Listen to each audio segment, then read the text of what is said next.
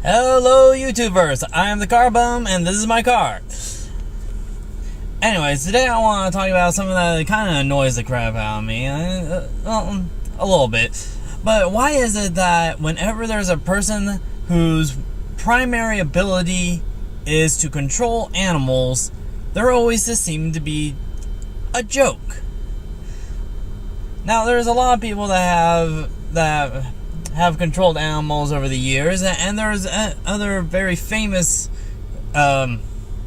superheroes that also control animals, but it's not really their main thing. But when it's one of their primary abilities, that character always is, just ragged on for some reason. And I just don't know why. Now, the first one we're going to talk about is Squirrel Girl. I mean, she's not very well known, and she's just seems to be one of those goofy characters, but she is fairly powerful of a character. They made an entire comic book about her taking over the entire world. It's true, it ended up being like her clone doing it, and then everybody came back, and it was just like a small little thing or whatever. But it's just weird that out of all the characters, they make her be able to take out everybody. Like, she eventually takes out every single superhero and sends them to I think it was like the negative zone.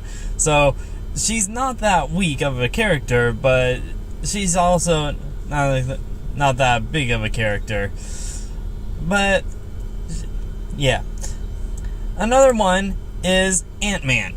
AntMan, everybody makes fun of him for both being able to talk to ants and shrinking. Later on, he figures out how to grow bigger, but since his proportional strength as a human is the same when he shrinks, it should be the same when he gets big, which means he shouldn't be able to pick up big, heavy things. But that's besides the point. The point is that everybody makes fun of him for being able to, talk to ants. Who hasn't wanted to say, "Ants, could you just leave me alone? Could you just go somewhere else?" Everybody wants that. Everybody has wanted to do that. Everybody has wanted to tell bugs to just go away, and he can do that. There's really no reason why he should be a joke of any type either. Next up is... that is not what's supposed to be popping up. What the heck? There we go. Next one is Aquaman. Now, yes, he can talk to frickin' fish. And whales, and sharks, and squids. And that's actually kind of cool. But on top of that, why is he a joke? Not only does he talk to animals, he is a frickin' king of an entire civilization. Not just like a kingdom, a civilization.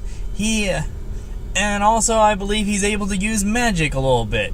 Not a lot, other people there can use a lot more magic. And also their technology is almost as high up as Wakanda, for goodness sakes. And on top of all that, he is insanely strong. I was looking up information about him, and he can pick up 16 tons. That's a lot of weight. Even in comic book world, that is a lot of weight. He can literally pick up a frickin' whale and chuck it at you. Yeah. So, I don't understand why people make fun of him either. Because he is literally he's a king.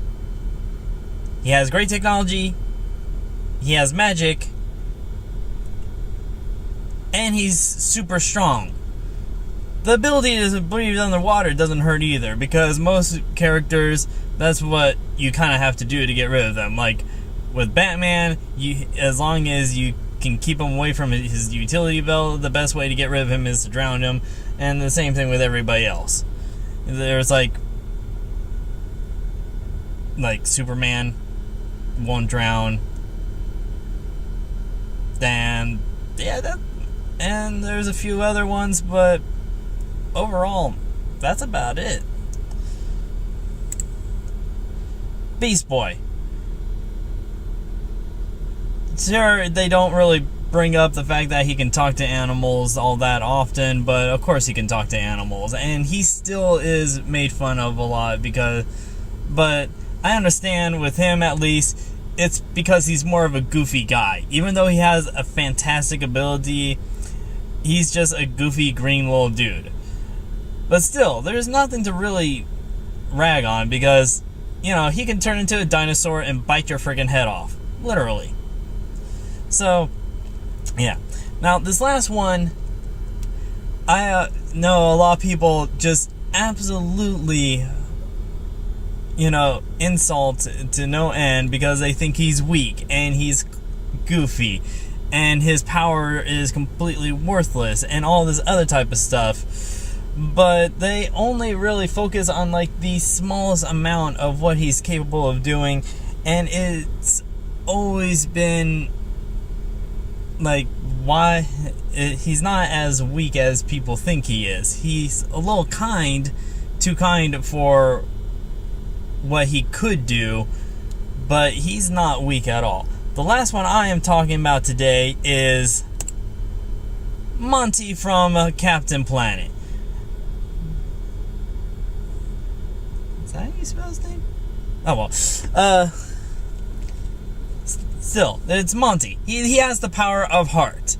Now, people are like, he's such a little wimpy guy, you know? But the thing is... Oh wait, my picture's here, so that's probably covering up some of it. The thing is that Monty is not a weak character. He's the only one that doesn't have an active ability, you know, like shooting fire or making a tornado or a flood or, you know, causing earthquakes and stuff like that. Sure, compared to all those, he looks pretty weak. But let's think about all the things that he can do with that little ring of his. One, he can control animals, which is what our main topic is right here.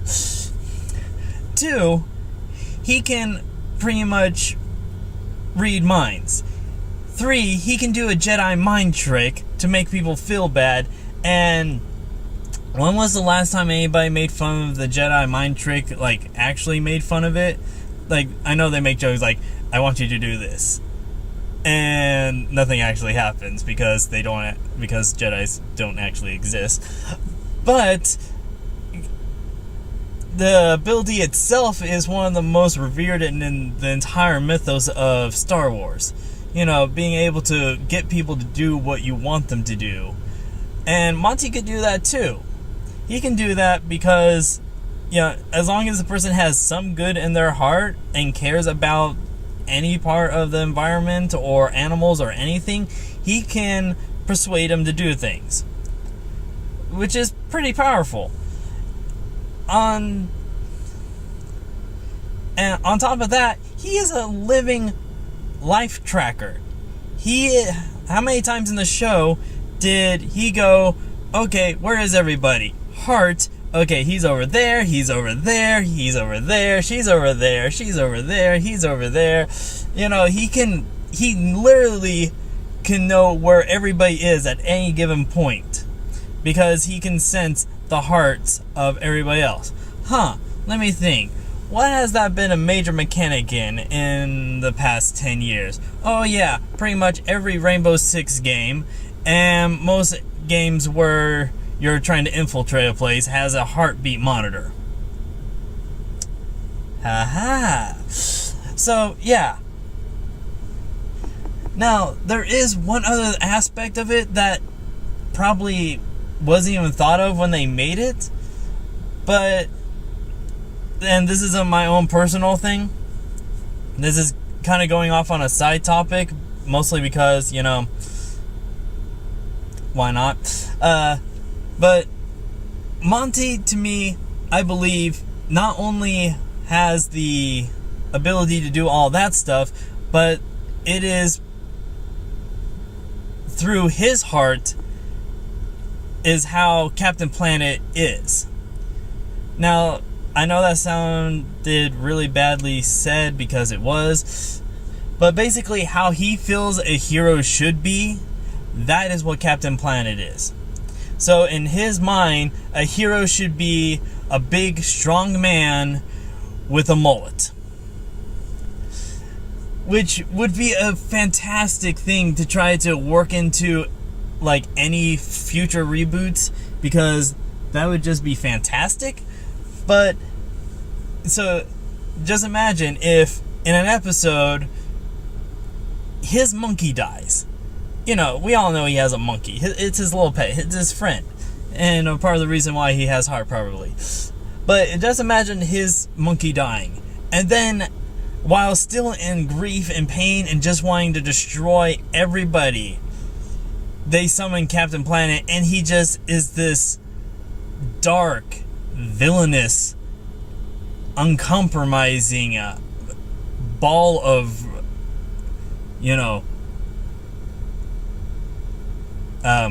elemental rage. Just imagine that. That would just be insane and hilarious and amazing all at the same time. Anyways, but that's how I feel how his ability works in the Captain Planet, is that what he believes is right and good and what should be done is what Captain Planet becomes. And if you don't think that should be a part of the mechanic or whatever, that's fine. But just imagine how much more important he would be if that was it. Because we all know what the other people's powers do. You know, they gave him the power of the elements and all that other type of stuff. And there's probably a short amount of their personalities in there. Heck, I never thought about this, but, you know, nah, probably not. I was thinking that they might have actually put aspects of each person into the design of Captain Planet, but nah, probably not. But it would have been so much more interesting if they would have to, like, and then there could have been like an entire arc where he has to, like, calm down or be, you know, evaluate what he believes in and all this other type of stuff, and having that unsurety also being transferred over to Captain Planet because of, you know, because of how he is feeling. But so that is basically my entire thing about why I think people with animal communications or control or other stuff like that is kind of ridiculous, that they're always the butt of the joke. They're always considered to be weak. They're always considered to have a laughable power, even though, let's face it, almost everybody ever has wanted to talk to animals or to control animals at some point in their entire life. It's like, I would love to talk to my dog and know what my dog's thinking. I would love to just summon birds to my side. I've always just wanted to, you know, hold out my hand and have a bird land on it, you know, like, and land on my hand. I always thought that would be cool. You know, I wouldn't want to keep it or control it or tell it to do anything. Just an animal, just, you know, say, hey, cool. Anyways, but yeah, I just don't get it. That's what I'm saying. I just don't get it why animal control is considered to be a joke. And that pretty much does it for this episode. And so, I am the car bum. Get out of my car.